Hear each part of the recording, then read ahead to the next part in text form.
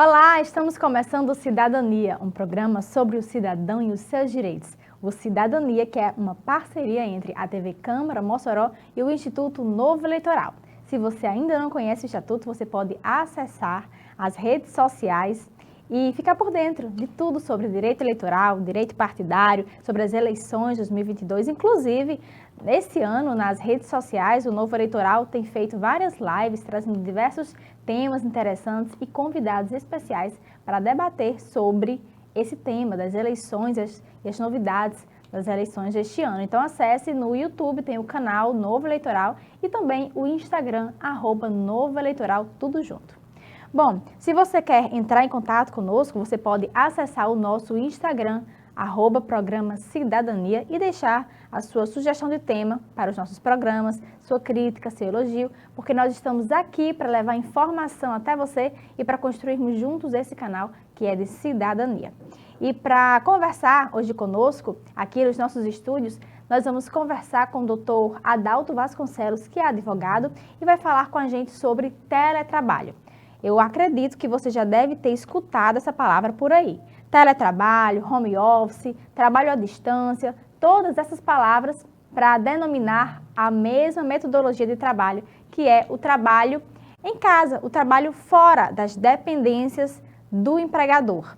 Bom, mas você sabe quais direitos assistem esses funcionários que estão trabalhando diretamente de suas casas? Será que esses direitos são os mesmos direitos que os trabalhadores que estão trabalhando presencialmente? Bom, para tirar essas e outras dúvidas, nós vamos conversar aqui nos nossos estúdios com o Dr. Adalto Vasconcelos. Então, inclusive, se você tem alguma dúvida, sobre esse tema, você pode entrar em contato pelo nosso Instagram, @Programa Cidadania, e deixar então o seu comentário e a sua dúvida. Nós vamos para um breve intervalo, mas daqui a pouco a gente volta com o nosso convidado tratando sobre esse tema. Cidadania passa toda quinta-feira, programa inédito, aqui na TV Câmara, canal 23.2 da grade da TCM, e em breve também no canal aberto. Então não sai daí que a gente volta daqui a pouquinho com mais um tema, mais um entrevistado e mais informação para você. Olá, passageiros! Vocês já ouviram falar da peste suína africana? Uma doença muito contagiosa para nós, suínos, e que pode levar à morte. Ela é causada por um vírus que não faz mal aos humanos, mas que é transmitido aos animais por meio de alimentos, objetos e roupas contaminadas. Por isso, a gente conta com a sua ajuda. Não traga produtos de origem suína de outros países. Peste suína africana. Vamos cuidar para não chegar ao Brasil. Ministério da Agricultura, Pecuária e Abastecimento, Governo Federal, Pátria Amada Brasil.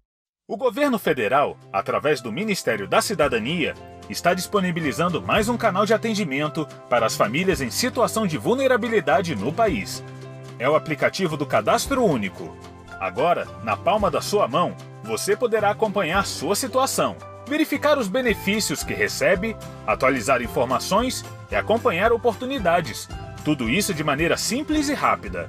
Mas lembre-se, o cadastro de sua família tem que estar sempre atualizado. Ao acessar o aplicativo do Cadastro Único, você poderá consultar seus dados cadastrais, conseguir o comprovante de cadastro e acompanhar os benefícios recebidos por sua família. Com o aplicativo, você poderá receber notificações e informativos muito importantes. E não é só isso! Você também poderá atualizar o cadastro por meio da confirmação dos dados já cadastrados. Ainda não faz parte do Cadastro Único? Com o novo aplicativo, você poderá realizar o seu pré-cadastramento e passar pelo processo de avaliação complementar. Confira no aplicativo um mapa dos pontos mais próximos de você. Tudo isso para facilitar o seu acesso ao Cadastro Único para programas sociais do Governo Federal. Baixe agora o aplicativo do Cadastro Único, disponível nas plataformas Android e iOS. Para mais informações, acesse o site www.gov.br/cadúnico.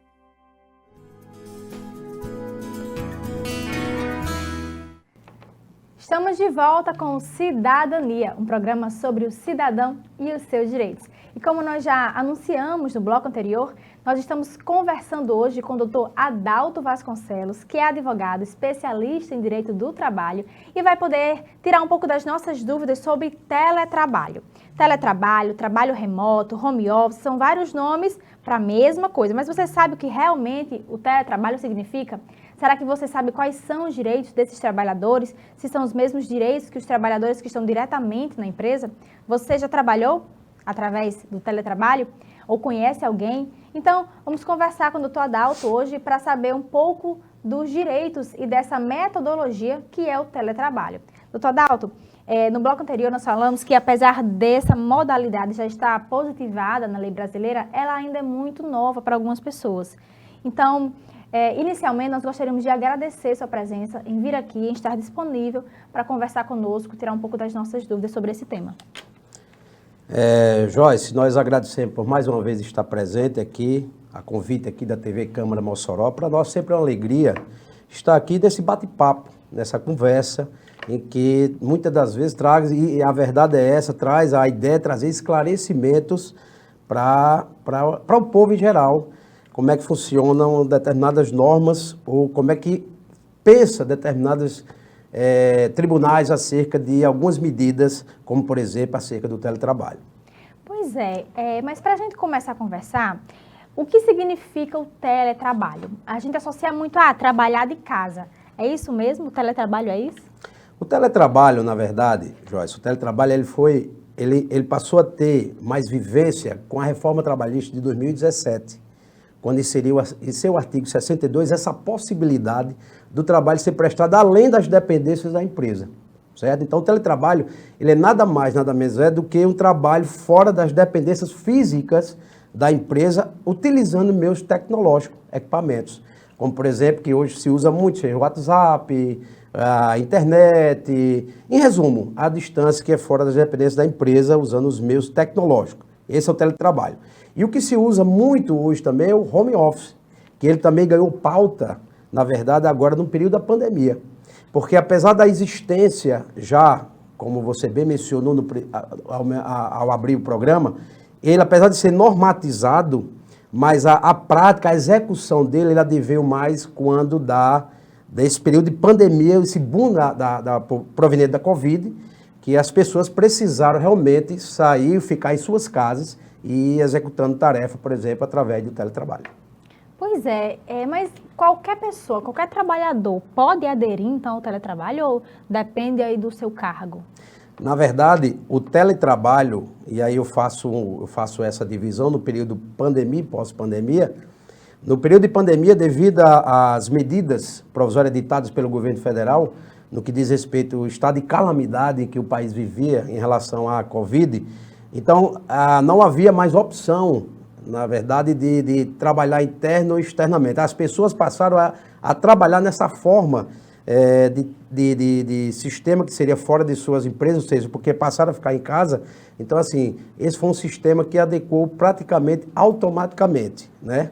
Devido a muita polêmica, se vai, se fecha, se não fecha, mas o fato é que, ao final de tudo, passaram a trabalhar grande parte em home office.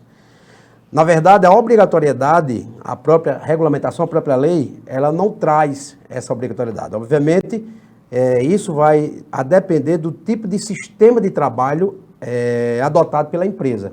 Isso é feito mediante contrato de trabalho, em que há essa possibilidade de algum tipo de trabalho ser executado fora das dependências. Então, fica a critério realmente da empresa, de patrão e de empregado, formalizar esses contratos e esses serem executados fora de suas dependências.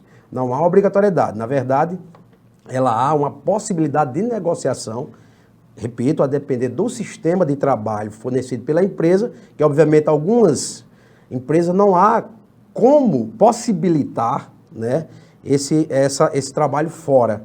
Então, assim, mas aquelas que é possível, eles fazem através de contrato de trabalho, sim, é permitido. É possível que se faça. Não há essa obrigatoriedade.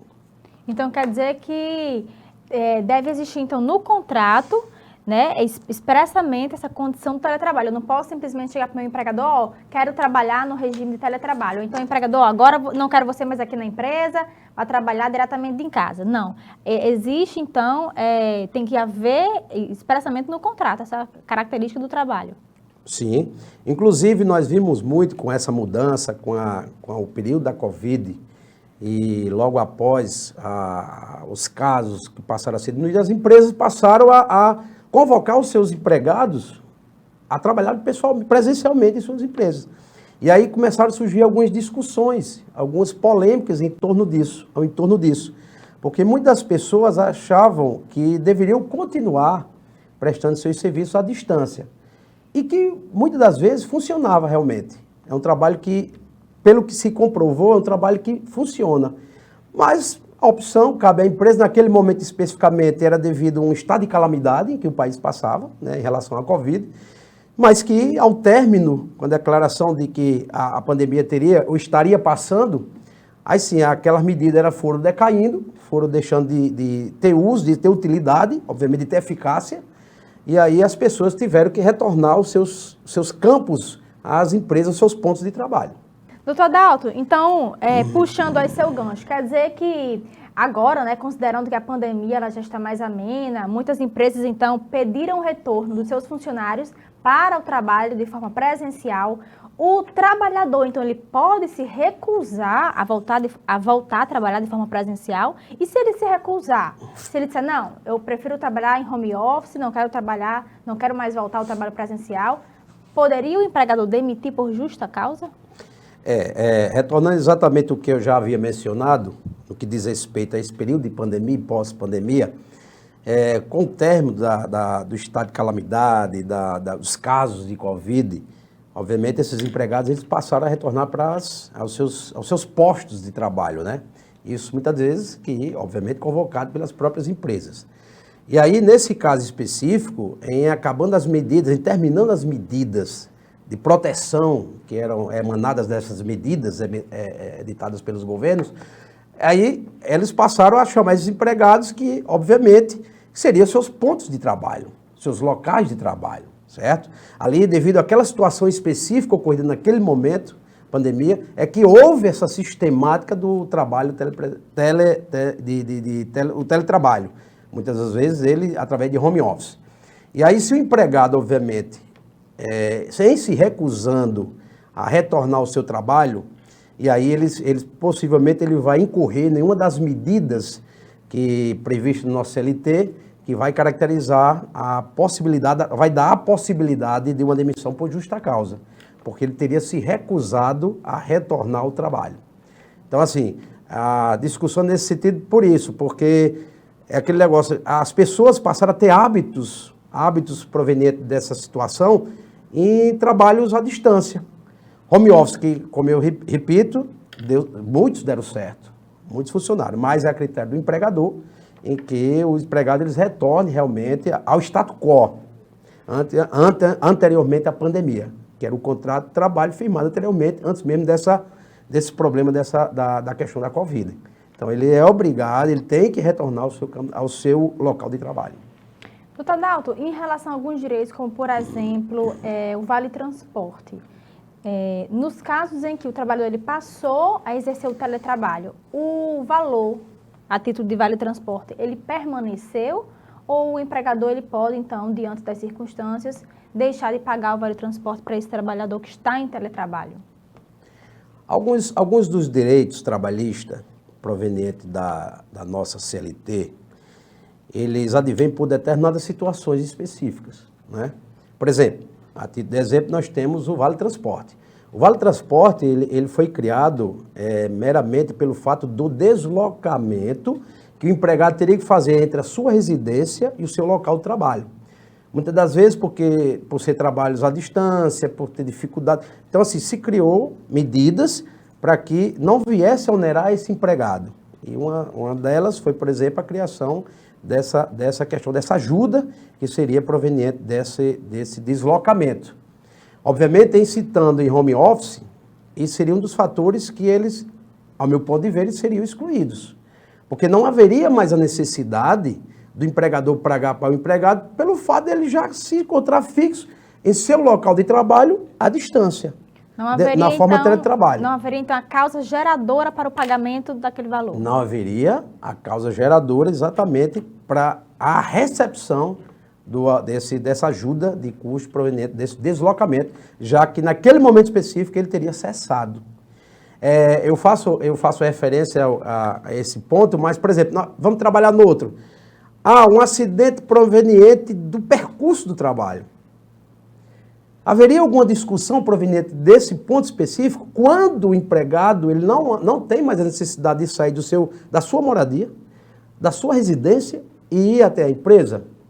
Esse fator proveniente, por exemplo, quando você está em deslocamento para o seu trabalho, que aí, a depender do caso, obviamente das circunstâncias, que isso aí será levado e comprovado mediante ações judiciais, e aí, esse comprovando, ele faria jus a esse pagamento pelo fato desse acidente ter ocorrido nesse percurso. Mas quando ele deixa de existir, quando você não tem mais a necessidade de deslocar de sua residência até o trabalho, ao meu ver, esse também não faria mais jus ao seu recebimento, até porque, como eu disse, o teletrabalho ele é um trabalho, só que não nas dependências da empresa. Ele presta um serviço sem precisar estar se deslocando, é à distância. Então ele está em ponto fixo, sem precisar ir até a empresa presencialmente. Doutor Adalto, nós vamos fazer um breve intervalo, mas daqui a pouco a gente retorna falando um pouco mais sobre acidente de trabalho, doenças ocupacionais, jornada de trabalho e hora extra. Então, não sai daí que a gente volta já conversando mais sobre teletrabalho.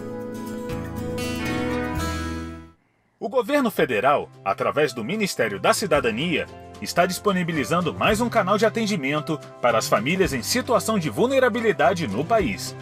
É o aplicativo do Cadastro Único. Agora, na palma da sua mão, você poderá acompanhar sua situação, verificar os benefícios que recebe, atualizar informações e acompanhar oportunidades. Tudo isso de maneira simples e rápida. Mas lembre-se, o cadastro de sua família tem que estar sempre atualizado. Ao acessar o aplicativo do Cadastro Único, você poderá consultar seus dados cadastrais, conseguir o comprovante de cadastro e acompanhar os benefícios recebidos por sua família. Com o aplicativo, você poderá receber notificações e informativos muito importantes. E não é só isso. Você também poderá atualizar o cadastro por meio da confirmação dos dados já cadastrados. Ainda não faz parte do Cadastro Único? Com o novo aplicativo, você poderá realizar o seu pré-cadastramento e passar pelo processo de avaliação complementar. Confira no aplicativo um mapa dos pontos mais próximos de você. Tudo isso para facilitar o seu acesso ao Cadastro Único para programas sociais do governo federal. Baixe agora o aplicativo do Cadastro Único, disponível nas plataformas Android e iOS. Para mais informações, acesse o site www.gov.br/CadÚnico.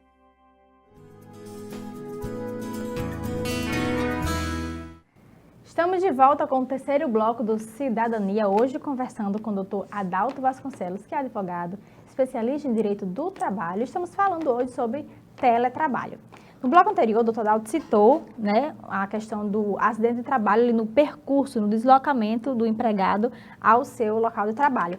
Mas, Dr. Adalto, em relação às doenças ocupacionais, aquela pessoa que está em teletrabalho, está trabalhando diretamente de casa, também tem direito?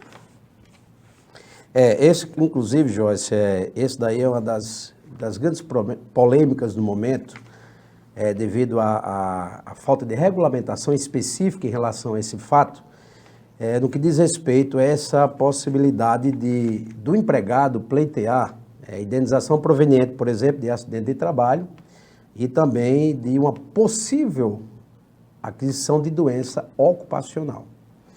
E aí o que acontece? Segundo os entendimentos hoje mais adequados, é que eles vão seguir os padrões da mesma forma que hoje já existe regulamentação junto à CLT ou mesmo a nível previdenciário. Que aí é a questão das perícias a serem realizadas em relação daquele fato específico. O acidente, seja do acidente do trabalho, seja proveniente da doença ocupacional. E aí o que acontece? Um dos grandes fatores que tem tornado difícil, ou muitas vezes das empresas, apurar e ver, acompanhar de perto, é exatamente essa forma de trabalho do trabalho, por exemplo, home office. E aí, já se tem tentado as empresas instalar equipamentos, como por exemplo câmeras, mas que há vedações também no que diz respeito ao direito à inviolabilidade do empregado. Então o que acontece? Cada caso vai ser analisado separadamente. A doença ocupacional, para ela se comprovar, nós teremos que analisar o nexo causal. Então, por exemplo, se eu tenho um indivíduo, um empregado que trabalha diretamente teclando, então assim, há uma grande possibilidade de adquirir, por exemplo, a LE, há uma possibilidade. Então assim, dependendo do sistema que ela desenvolve de trabalho, mesmo não estando nas dependências da empresa, é possível que se detecte. Isso aí é feito através de perícia técnica, que vai se comprovar se houve ou não esse nexo de causalidade. Agora, uma das grandes dificuldades, a doença ocupacional, repito, ela advém da forma executada no trabalho. E aí é possível que ela consiga, através de uma perícia, detectar se aquela causa teve ou não relação com o trabalho desenvolvido em casa, por exemplo, a nível de home office. Agora, o acidente do trabalho. O acidente do trabalho ele se torna mais polêmico um pouco, porque o acidente do trabalho ele pode ocorrer de diversas formas. Acidente de trabalho no local de trabalho de forma presencial, ele sabe que naquele horário, naquele momento, você estava executando a tarefa em favor do empregador, em favor da empresa. E aí sim, um acidente proveniente daquele horário, naquele momento, é possível que se caracterize como um acidente proveniente do trabalho, certo? Agora, você imagina a situação de home office, em que a pessoa tem o horário dela comercial, né? Trabalho de manhã, pela tarde, e à noite ela vem, tropeça dentro de casa e quebra uma perna. Bate uma perna na cadeira, tropeçou, teve um acidente, resumo, teve um acidente. E aí ela entra com ação na justiça, pleiteando esse direito de acidente proveniente do trabalho. Como se comprovar que ela realmente estava executando aquela tarefa e que ela sofreu aquele acidente no momento em que aquele trabalho estava sendo realizado? Então, assim, é ainda uma das grandes discussões que as decisões, a jurisprudência, elas procuram ainda tentar adequar e tentar ver como melhor adequar. Mas, como eu disse, esses são casos analisados um a um, dependendo das provas, dependendo dos momentos, porque existem meios. Por exemplo, você tem seja por WhatsApp, seja um trabalho que é feito mediante videoconferência, por exemplo. A videoconferência ela pode dar muito bem o momento que você, em resumo, tudo pode, um acidente, caiu, você estava trabalhando, um computador caiu, em resumo, tudo é possível. Agora, diante dessa circunstância de ser à distância, de não ser num próprio local, de forma física, ela se torna um pouco mais difícil e que vai ser analisado, obviamente, caso a caso, quando em assim houver uma demanda. Doutor Dalton, e um dos pontos mais sensíveis do teletrabalho diz respeito ao controle da jornada, né? O empregador, ele tem como obter, porque a gente sabe que o empregado no seu local de trabalho físico, ele vai lá, bate o ponto, né? Ou então assina a sua folha de ponto. Mas e no teletrabalho, o empregador, ele tem como ter esse controle de jornada, saber se o empregado ele está cumprindo a sua carga horária? Ora, Joyce, pela reforma trabalhista de 2017, foi inserido em seu artigo 62, salvo engano, inciso 3º, e já houve, inclusive, modificação por uma medida provisória, agora de 2022 já, no que diz respeito a esse inciso, né, que fala exatamente também dessa questão do e da questão do não pagamento de hora extra. Pelo dispositivo da CLT, pelo dispositivo normativo do artigo 62, ele tira essa possibilidade, ele aboliu a ideia de pagamento de hora extra quando o trabalho ele é feito de forma em home office, por exemplo, né, que seria o teletrabalho. Então ele tira essa possibilidade. Só que devido a a normatização, eles também começaram a dar interpretações e discussões diversas. Por quê? Porque o Ministério Público do Trabalho começou a editar atos, a jurisprudência começaram a dar um norte melhor no que diz respeito à questão do direito às horas extras. Então, assim, eles passaram a entender que se houver meios suficientes e adequados para se comprovar essa questão do controle de hora extra, como, por exemplo, instalação de equipamentos, acompanhamentos, fiscalização e etc. e tal, se conseguir comprovar, aí haveria uma possibilidade de pagamento dessa verba de natureza que questiona das horas extras. Agora, o que acontece? Tudo depende hoje, devido à flexibilização das normas trabalhistas, tudo depende da forma que você formata um contrato de trabalho. Então, é possível que, por exemplo, a empresa, ela, ao contratar você, ela estipule horários de trabalho, certo? Ou, por exemplo, ela deixa você livre no seu trabalho. Então, assim, as decisões, ela tem dado esses dois nortes. Ou se você estipula, ou se você não estipula. Se você estipula, aí há uma grande possibilidade de, obviamente, você pleitear a questão das horas extras. Se não estipula, aí sim, aí as discussões são no sentido de que não teria como se pleitear ou se pagar a questão das horas extras. Por isso que há um projeto de lei tramitando já na Câmara dos Deputados, exatamente delimitando esses dois pontos. Que o contrato é que vai trazer essa possibilidade. Se o contrato lhe diz, eu lhe contrato e eu quero que você trabalhe de hora de tanto a tanto, eu tenho que dar meios suficientes ao empregado para que eu possa ter esse controle de se ela faz ou se ela não faz essa questão das horas extras.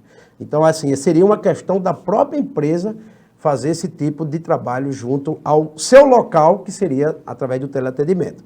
E se o contrato deixa livre, aí não, aí seria a possibilidade de não ter mais essas discussões a nível de hora extra. Então, mas é um projeto que tramita e ele ainda não chegou ao seu fim, mas eu acredito que logo mais esse venha a ser mais uma norma a se tratar a nível de CLT, porque é uma coisa que está surgindo muitas discussões em relação a esse ponto especificamente, que seria o ponto das horas extras. Importante a gente falar também, né, doutor Adalto, porque muitas vezes quando o empregado ele está em home office, o empregador acha que ele pode fazer um favorzinho ali à noite, ou então no final de semana, pede um favorzinho, mas não, o teletrabalho, assim como no trabalho presencial, ele tem que ter, tem que haver esse respeito do controle da jornada de trabalho, né? Não pode, ele está trabalhando de casa, então em casa ele tem acesso àquele documento, vou pedir aqui um favor a ele, são 10 da noite, mas vou pedir um favorzinho a ele. Não, né? Tem que ter o respeito quanto à jornada de trabalho, né? Isso.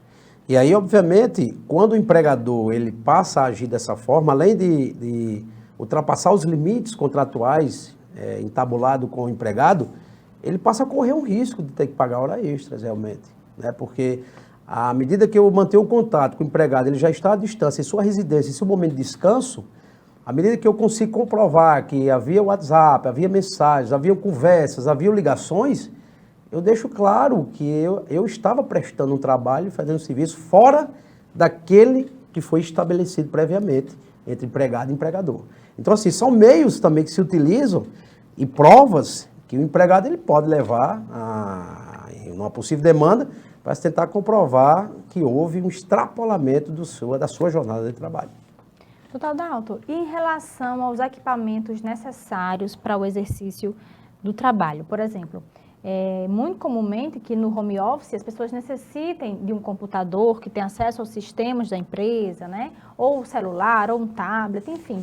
Esses meios ou outro equipamento que seja necessário ao exercício daquele cargo, daquele trabalho, daquela função, tem que ser dados pela empresa, obrigatoriamente, ou se o trabalhador tiver um computador em casa, ele pode usar, então, o seu computador para trabalhar? Ora, Joyce, no período da pandemia, no período da Covid, foi editada a medida provisória no que diz respeito à calamidade pública vivida pelo país naquele momento.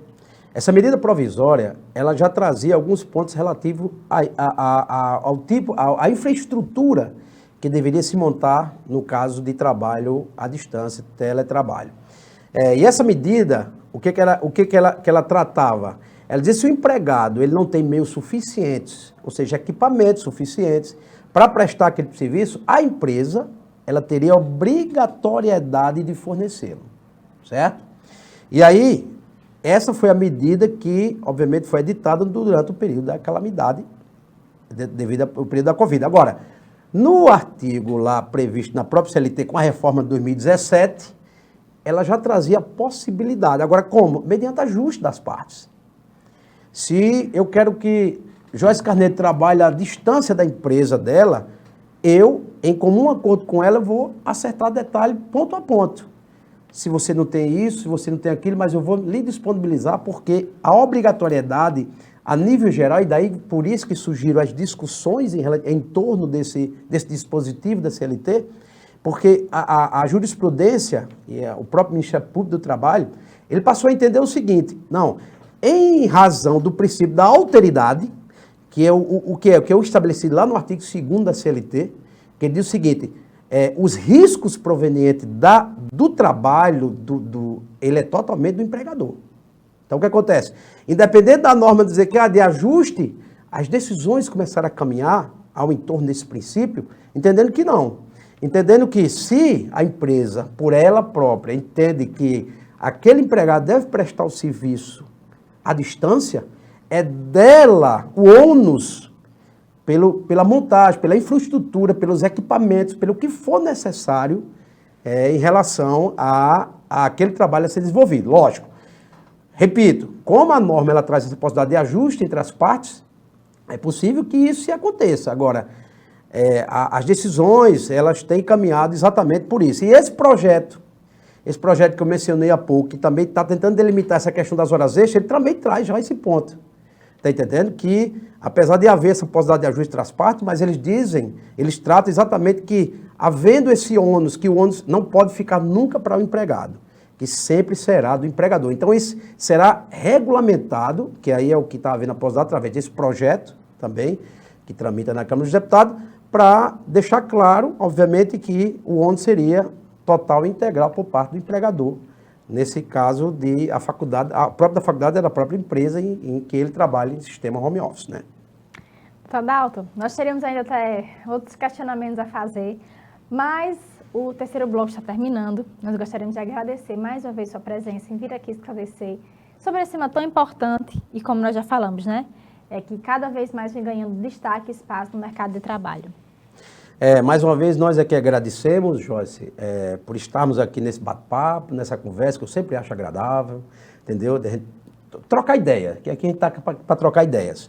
E dizer que realmente a questão do teletrabalho, ele, apesar, repito, de ter já sua formatação dentro da própria CLT, ele veio à tona durante o período da pandemia. E daí adveio outras que, obviamente, não cabe discutirmos nesse momento, mas a pandemia trouxe diversas discussões em que hoje ainda continua persistindo até que se tome uma decisão específica. Por exemplo, o mais recente agora, nós tivemos a questão das vacinas. Se as vacinas são ou não são obrigatórias, se o empregador pode ou não obrigar o empregado a se vacinar. Então, entendeu? Então, assim, foram circunstâncias que foram surgindo durante a pandemia, dentre elas estava o teletrabalho, né? Devido a essas duas discussões, porque tudo foi muito novo, devido a essa questão da Covid, né? Então, assim, diversos outros assuntos a gente poderia tratar, realmente.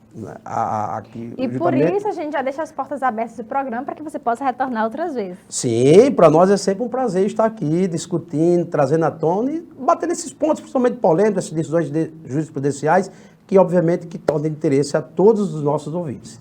Muito obrigado mais uma vez. Obrigada a você, doutor Adalto. E nós vamos para um breve intervalo e daqui a pouco a gente volta com o doutor Erval Sampaio e doutor Pietro Medeiros. Não sai daí que a gente volta já. O governo federal, através do Ministério da Cidadania, está disponibilizando mais um canal de atendimento para as famílias em situação de vulnerabilidade no país. É o aplicativo do Cadastro Único. Agora, na palma da sua mão, você poderá acompanhar sua situação, verificar os benefícios que recebe, atualizar informações e acompanhar oportunidades. Tudo isso de maneira simples e rápida. Mas lembre-se, o cadastro de sua família tem que estar sempre atualizado. Ao acessar o aplicativo do Cadastro Único, você poderá consultar seus dados cadastrais, conseguir o comprovante de cadastro e acompanhar os benefícios recebidos por sua família. Com o aplicativo, você poderá receber notificações e informativos muito importantes. E não é só isso. Você também poderá atualizar o cadastro por meio da confirmação dos dados já cadastrados. Ainda não faz parte do Cadastro Único? Com o novo aplicativo, você poderá realizar o seu pré-cadastramento e passar pelo processo de avaliação complementar. Confira no aplicativo o mapa dos pontos mais próximos de você. Tudo isso para facilitar o seu acesso ao Cadastro Único para programas sociais do governo federal. Baixe agora o aplicativo do Cadastro Único, disponível nas plataformas Android e iOS. Para mais informações, acesse o site www.gov.br/CadÚnico.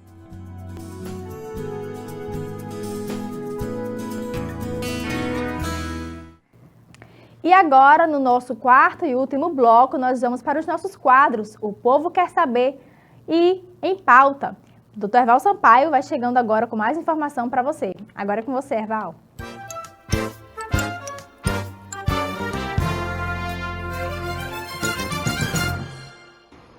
Amigos e amigas que acompanham o nosso programa Cidadania na sua TV Câmara Mossoró, né? Que alegria, mais uma participação nossa no quadro Em Pauta, né? Estou devendo, evidentemente, uma participação ao vivo aí com a nossa querida Joyce Carneiro, com toda a turma que tem feito aí o Cidadania, esse programa diferenciado, né? Que leva informações verdadeiramente sobre cidadania, coloca você realmente como partícipe da sociedade com direitos e deveres, né?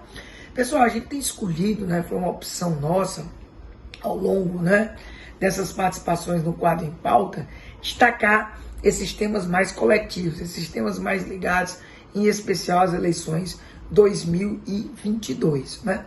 E não vai ser diferente, né, nessa nossa participação, né? Eu vou me referir agora, vocês devem ter ouvido falar, né? A emenda constitucional número 111, né? Tão propalada, né, em meio aí à mudança, inclusive, do chamado Código Eleitoral, que aí sim nós vamos ter inovações um pouco mais profundas, um pouco mais substanciais, né? Eu sempre tenho criticado, né, e vou sempre bater nessa tecla, né, de que realmente os legisladores têm essa mania para mim feia, né, de mudar a cada ano antes da eleição, né, as regras, sempre com aquele viés de se manter no poder, né?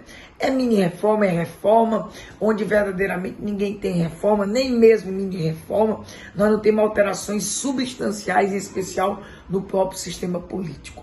E aí, mais uma vez, a gente teve alterações de ordem constitucional, de ordem legal, para as eleições de 2022. E hoje eu escolhi falar, evidentemente, da emenda constitucional número 111, ou seja, nós aumentamos, né, ou melhor, nós emendamos a Constituição, né, mexemos em algo que inclusive tem um processo de confecção bem mais rígido, né, mas na mesma linha que eu tenho feito, né, que eu tenho batido na tecla de manutenção do poder pelo poder.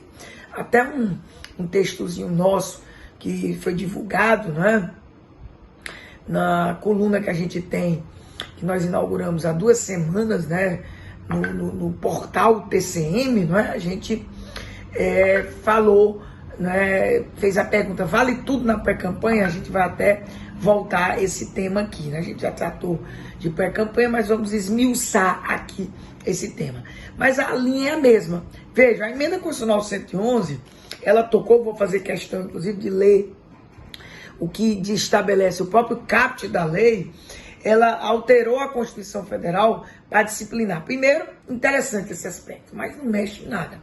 A possibilidade de consultas populares concomitantes às eleições municipais. Ou seja, nós vamos ter eleição municipal e aí os temas que forem aprovados na Casa do Povo, né, na Câmara Municipal, e enviados à Justiça Eleitoral para que dê tempo à logística 90 dias antes, nós vamos também submeter, né, essa consulta ao eleitorado, né? Então é interessante, eu acho muito legal isso. Mexemos na fidelidade partidária, eu achei legal também, porque toda vida que a própria lei toca na fidelidade partidária e não o Tribunal Superior Eleitoral, eu particularmente gosto.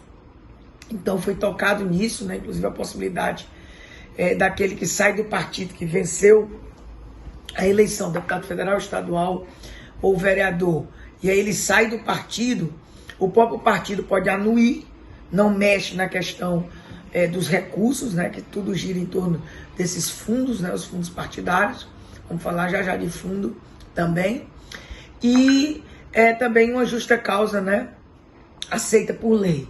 Alterou, né, foi e voltou, é impressionante A gente fez uma emenda para alterar a data de posse, né, dos governadores e presidente da República, só valendo para as eleições de 2026, né? Presidente da República 5 de janeiro, até para que os governadores participem da do presidente, depois cada um dos governadores participe da sua posse, né, no dia 6 de janeiro. Eu acho interessante, no meio, né, ali do Réveillon é complicado. E talvez a alteração mais interessante, né, a questão da mudança da distribuição dos recursos, tanto do Fundo Especial de Financiamento de Campanha, aumentou, né, consideravelmente, se somar tudo com a compensação que eu falei da propaganda, né, partidária, chega a 7 bilhões, e do próprio funcionamento, né, do fundo, o recurso do fundo partidário também. Qual foi uma mudança interessante? É um estímulo às candidaturas femininas. Agora não é um grande estímulo. Se o partido político trouxer, já valendo agora, candidaturas verdadeiramente femininas, não fictícias, fizer uma nominata boa, já valendo agora, né? E os votos forem dados para a mulher, ou seja, estimulando, né, que realmente o partido coloque as mulheres, cumpra essas cotas, os votos dados às candidaturas femininas para fim de distribuição será contado em dobro. É muito interessante, né, essa mudança. Eu finalizo até com a própria leitura do dispositivo. É muito legal. Não é uma grande mudança, né, para fins de distribuição entre os partidos políticos dos recursos do fundo partidário e do fundo especial de financiamento de campanha. Os votos dados às candidatas mulheres ou a candidatos negros, então estímulos a essas candidaturas para a Câmara de Deputados nas eleições realizadas de 2022 a 2030, então tem um marco temporal, serão contados em dobro, ou seja, é interessante. A contagem em dobros aqui se refere ao CAP, somente se aplica uma única vez, claro, né? Não poderia, né, evidentemente, ser diferente, ok? Valeu, pessoal, até a próxima semana.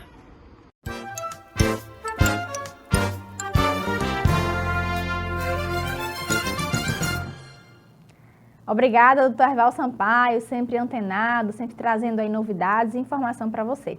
E nós vamos agora para o quadro O Povo Quer Saber, com o doutor Pietro Medeiros, que sempre recebe muitas sugestões de temas. O doutor Pietro é sempre bem requisitado e vem conversar aqui conosco e entregar mais informações, mais dicas para você. Então agora é com você, Pietro, no quadro O Povo Quer Saber. Minha dúvida é com relações a... Olá, você que nos assiste, estamos aqui com mais um quadro O Povo Quer Saber, aqui no programa Cidadania, um programa sobre o cidadão e seus direitos. E o tema de hoje é relacionado à nossa entrevista de hoje. Vamos falar sobre mulher, sobre Lei Maria da Penha, sobre violência de gênero. Muitas pessoas têm dúvida. Qualquer agressão no ambiente familiar é Maria da Penha? Qualquer agressão ou situação contra a mulher é Maria da Penha? Aplica-se a Lei Maria da Penha, que é a Lei 11.340 de 2006. Então, a gente vai de forma aqui simples e objetiva tentar esclarecer aqui um ou dois pontos que são os mais urgentes, que você que nos assiste tem mais dúvidas. A gente vê isso pelas nossas redes sociais, pelas perguntas e pelo dia a dia que a gente tem contato em delegacias, na advocacia, enfim, tá bom? Então, assim, primeira coisa, a Lei Maria da Penha, Lei 11.340 de 2006, ela traz em seu artigo 5º, e eu vou pedir licença aqui para vocês para ler aqui, de forma simples, aqui algumas situações da Lei Maria da Penha. Ela traz as situações em que abrange a Lei Maria da Penha. Então, não é toda violência contra a mulher que vai se aplicar a Lei Maria da Penha. Por exemplo, saindo aqui um pouco da Lei Maria da Penha, mas indo lá para o homicídio. Não é qualquer homicídio contra a mulher que será feminicídio. Eu tenho o feminicídio, que é o homicídio praticado contra a mulher pelo fato dela ser mulher, e aí, de forma resumida, seria o feminicídio. E eu tenho femicídio, que seria matar uma mulher. O cara vem num assalto no meio da rua e atira em uma mulher, um latrocínio, e ali seria um femicídio, não um feminicídio. Aqui é mais ou menos da mesma forma. O artigo 5º da Lei Maria da Penha diz o seguinte: para efeitos desta lei, configura violência doméstica e familiar contra a mulher qualquer ação, ou seja, um agir ou omissão baseada no gênero, ou seja, no gênero feminino. Então não é só pelo fato de ser a figura de uma mulher, tem que ter uma finalidade relacionada ao gênero feminino, que ele cause morte, lesão, sofrimento físico, sexual ou psicológico, ou dano moral ou patrimonial, certo? No âmbito da violência da casa, da unidade doméstica, no âmbito da família e em qualquer relação íntima de afeto. Então, por exemplo, um casal de namorados, certo? Que nem convivem na mesma casa, mas tem algum problema que se encaixa aqui, poderá sim ser aplicado a Lei Maria da Penha, inclusive se eles estiverem já separados. Então, vamos acabar com esse mito que é somente dentro da casa, no ambiente doméstico. Não, a lei fala ambiente doméstico, ambiente da família, qualquer relação íntima de afeto, certo? Então, não é só na casa, não é só na família. E também não é só violência física, é violência física, psicológica, sexual. Então, a primeira coisa é essa. Então, outro dia eu estava na delegacia, eu conversando com a delegada, e ela disse, olha, chegou uma pessoa aqui agora, querendo uma medida protetiva, que tem aqui na Lei Maria da Penha.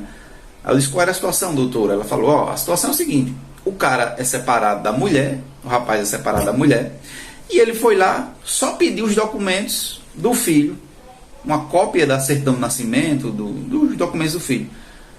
Então a mulher queria uma medida protetiva para ele não se aproximar. Só que ele só foi lá pedir a documentação do filho. Então isso aí não se encaixaria na Lei Maria da Penha.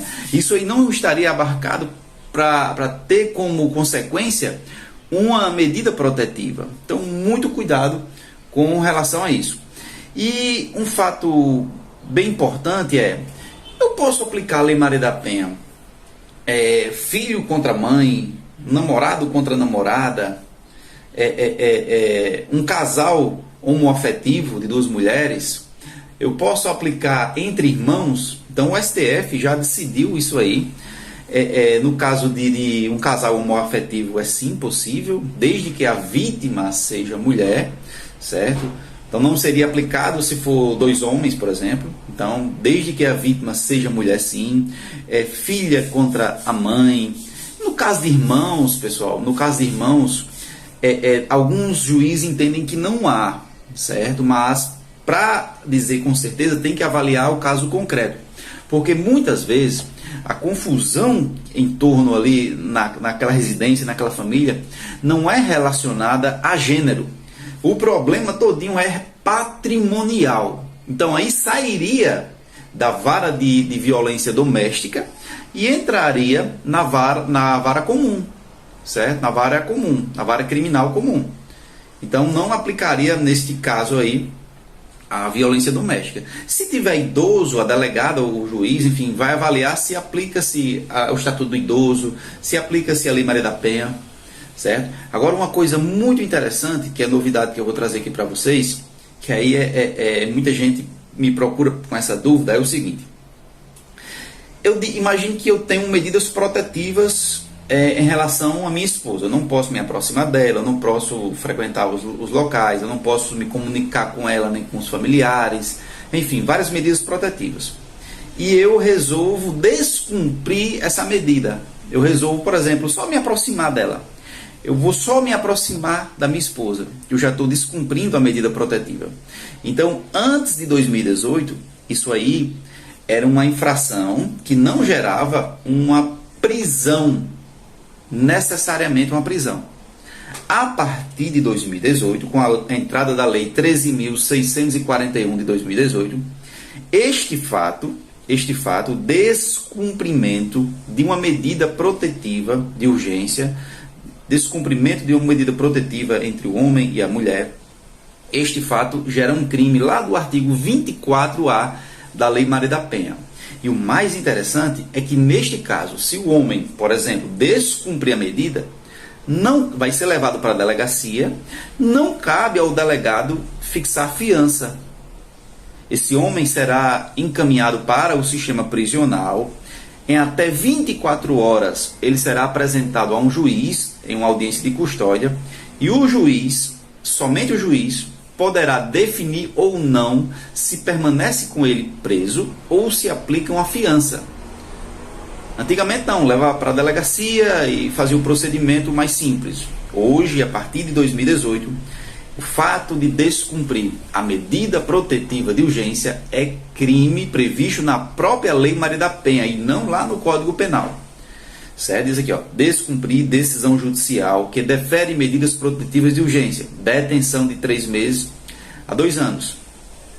Aqui o juiz vai avaliar se aplica uma prisão preventiva, porque o crime é de detenção, né? Se relaxa a prisão na audiência de custódia e coloca mais algumas medidas cautelares diversas da prisão, certo? Então, fato é, você que nos assiste, se você tem uma medida protetiva, você não pode descumprir, isso é fato. Se você descumprir, saiba que na delegacia, o delegado ele não vai aplicar a fiança, a lei proíbe, a lei dá competência ao juiz, você vai ter que ir para a cadeia pública, em até 24 horas, passar por uma audiência de custódia e o juiz verificar se há requisito de preventiva ou se vai liberar você com fiança ou sem fiança, aplicando-se ou não outras medidas cautelares, tá bom? Então aqui são apenas dois assuntos dentro da Lei Maria da Penha, que é um mundo, são muitas informações, mas como o nosso quadro é um quadro mais enxuto, o tempo é curto, a gente traz para vocês o mais importante, tá bom? Então, espero que vocês tenham gostado. Qualquer dúvida, entre em contato, @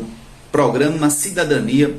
Tira suas dúvidas, manda sua pergunta que a gente faz aqui o vídeo para vocês, tá bom? Um grande abraço, fiquem com Deus e até a próxima.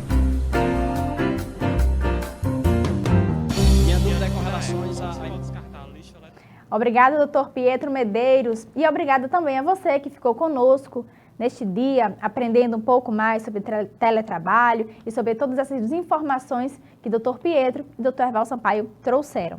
Na próxima quinta-feira, mais um programa inédito e durante a nossa programação, a reprise deste e de outras edições do programa Cidadania. Eu convido você a permanecer aqui na TV Câmara conosco. Até mais, até a próxima semana.